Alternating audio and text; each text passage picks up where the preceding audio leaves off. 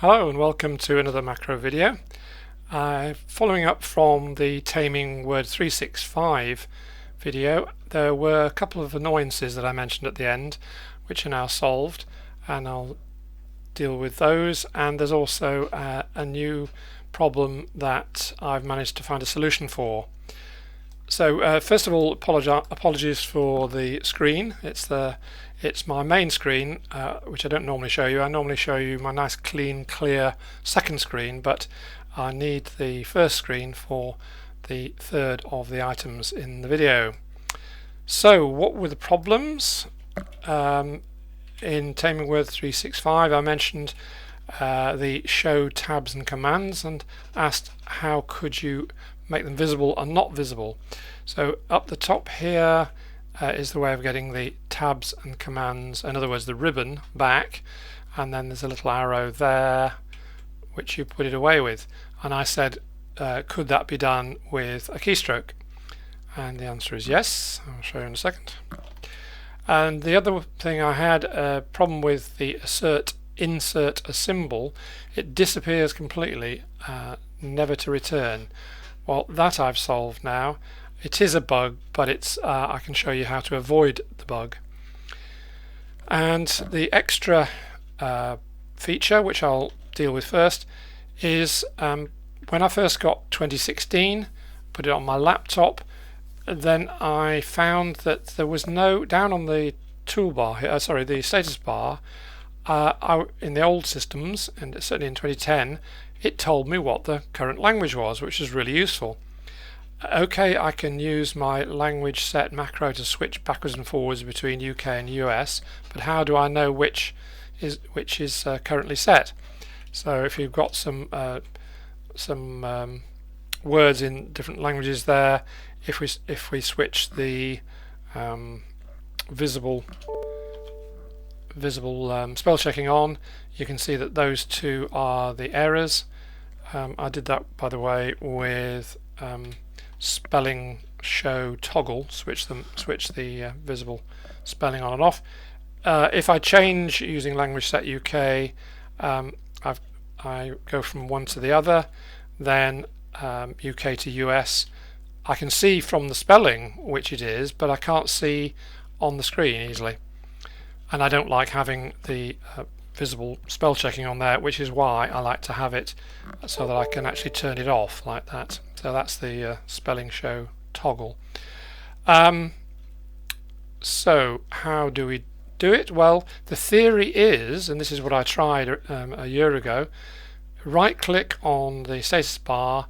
This allows you to put various icons onto the status bar. You'll see that I haven't got the zoom slider on at the moment, which people often have, so I can put that back on there. The theory is it just says, where it says language, which I've lost, where's language gone? There. The theory is you can click on that and it will appear on the status bar. Well, it didn't.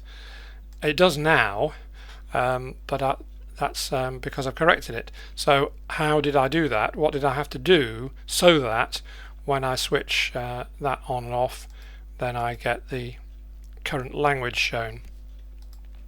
It's an option, so that's the File tab, and then down at the bottom here is Options.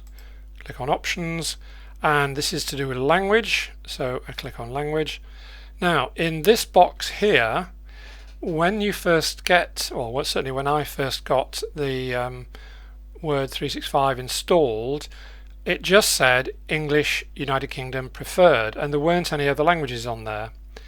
And what I've discovered is that you have to install at least another language in order for it to show the language on the status bar. So if you click on Add a Language, select your language from the list there and add it onto the list there, say OK, and when you do, it then says you have to restart Word in order for it to take effect, and then you'll get your language shown, which is it was a feature that I really missed.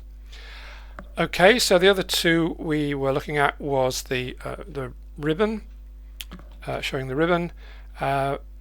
Andy Coulson from the CIEP, the Chartered Institute of Editing and Proofreading, one of my colleagues there, gave me the solution. And actually I've now discovered, when I was preparing this video, if you slide the mouse up to and over, we haven't got the let's have the ribbons there. If I hover over that arrow there, it says collapse the ribbon brackets Control F1.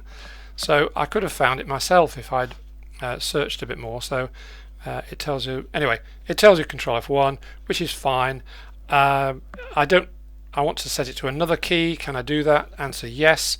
If I use my custom keys macro, which by the way I called in the previous video, I called customize keyboard. It's not, it's called custom keys, that macro.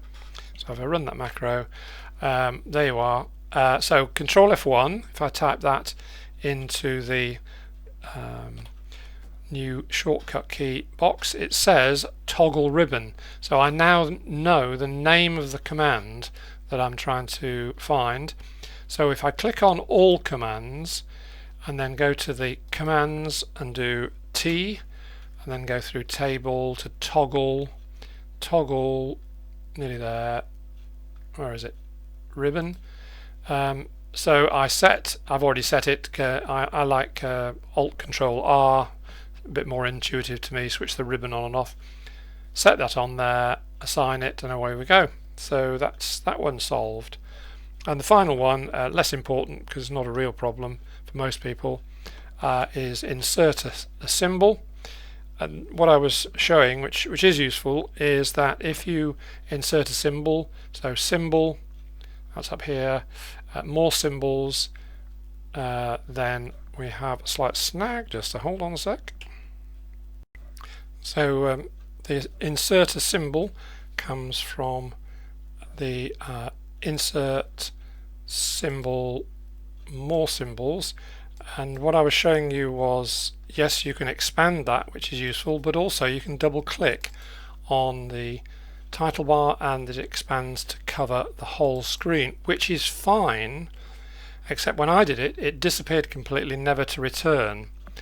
And in fact, that happens if you're using the second screen. On the main screen it's fine. If I try that on the side screen, the second screen, then it disappears. So that's all it was.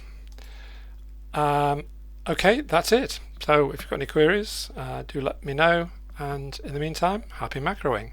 Bye.